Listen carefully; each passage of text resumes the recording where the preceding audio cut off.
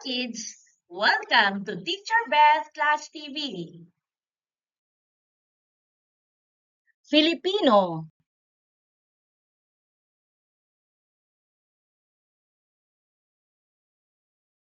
Ngayon ay ating tatalakayin ang pang-angkop. Sa araling ito, ating matutukoy ang tamang pang-angkop na mag-uugnay sa dalawang salita. Handa ka na ba? Ano ang pang-angkop? Ang pang-angkop ay kataga o salitang nag-uugnay sa mga salitang naglalarawan at sa inilalarawan nito. Ano-ano ang mga pang-angkop? Pang-angkop na. Ito ay nag-uugnay sa dalawang salita kung saan ang nauna o sinusundang salita ay nagtatapos sa katinig maliban sa titik N. Narito ang ilan sa mga halimbawa. Masarap na adobo. Ang unang salita na masarap ay nagtatapos sa katinig P. Mabait na bata. Ang unang salitang mabait ay nagtatapos sa katinig T. Maasim na mangga. Ang unang salitang maasim ay nagtatapos sa katinig M. Matamis na atis.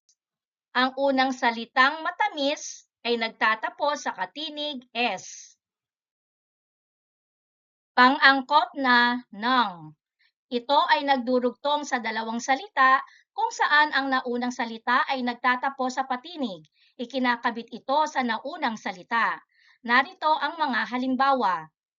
Puting sando, magandang dalaga, pulang laso, malaking aso. Ang mga naunang salitang puti, maganda, pula, at malaki ay nagtatapos sa patinig A at I. Ikinabit ang pang-angkop na ng sa mga naunang salita. Pang-angkop na G. Kapag ang salita ay nagtatapos sa N, idinudugtong na lang ang titik G para mabuo rin ang pang-angkop na ng. Narito ang mga halimbawa. Kaibigang tunay, maawaing ina, lunti ang paligid, matuling sasakyan. Ang mga salitang kaibigan, maawain, luntian at matulin ay mga nagtatapos sa titik N. Idinugtong na lang ang titik G para mabuo rin ang pang-angkop na ng. Muli, ang pang-angkop ay salitang nag-uugnay sa mga salitang naglalarawan at sa inilalarawan nito. Narito ang mga pang-angkop. Pang-angkop na.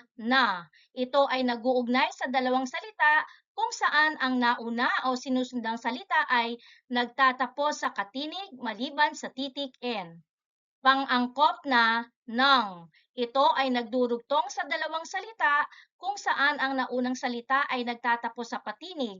Ikinakabit ito sa naunang salita. At ang pang-angkop na G. Kapag ang salita ay nagtatapos sa N, idinudugtong na lang ang titik G para mabuo rin ang pang-angkop na ng.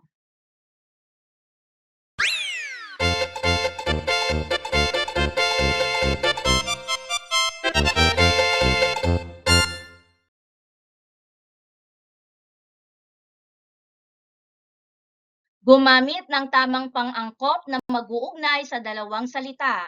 Maaari mo ring isulat ang iyong sagot sa iyong kwaderno. Narito ang mga bilang 1 hanggang 10.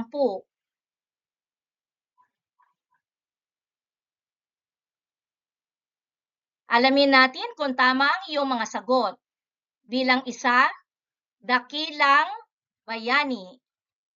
Bilang 2, mabilis na kuneho. Bilang 3, mabangong bulaklak. Bilang 4, ulang malakas. Bilang 5, likas na yaman. Bilang 6, asong maamo. Bilang 7, tulay na mahaba. Bilang 8, dahong tuyo. Bilang 9, matandang lalaki. At bilang 10, malinis na bakuran.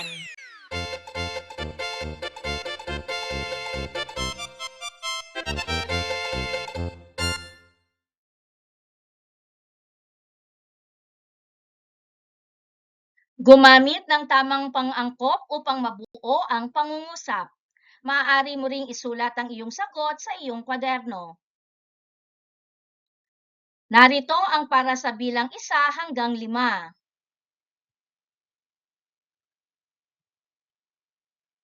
Alamin nga natin kung tama ang iyong mga sagot. Bilang 1, ang makapal na aklat ay ipinatong ko sa mesa. Bilang 2, ang butihing ina ay mapagmahal at maaruga. Bilang 3, ito ang bagong sapatos na binili ko. Bilang 4, ang masipag na mag-aaral ay nakapagtapos na. Bilang 5, dakilang bayani ang mga OFW. At narito ang para sa bilang 6 hanggang 10. Narito ang mga tamang sagot. Bilang 6, ang malakas na ulan ay nagdulot ng pagbaha. Bilang 7, narito ang mga lumang damit na ipamimigay ko. Bilang 8, si Baby Buboy ay malusog na sanggol. Bilang 9, buhati natin ang kahong mabigat. At bilang 10, ang maruming damit ay nilabhan ni nanay. Narito naman ang para sa bilang 11 hanggang 15.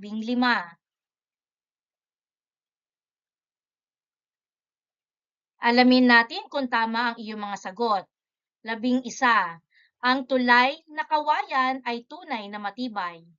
12, nakakita ka na ba ng buhanging pino? 13, mga bilog na prutas ang bibilihin ko sa palengke. 14, maputing bato ang napulot ko sa dalampasigan.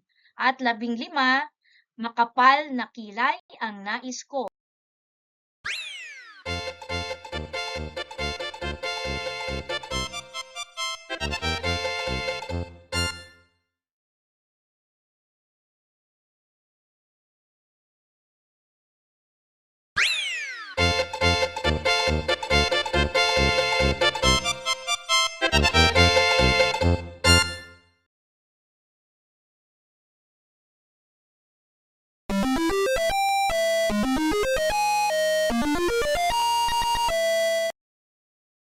Thank you for joining me. Let's learn, play, and grow together. Teacher Beth Class TV. Subscribe, like, and share. Thank you.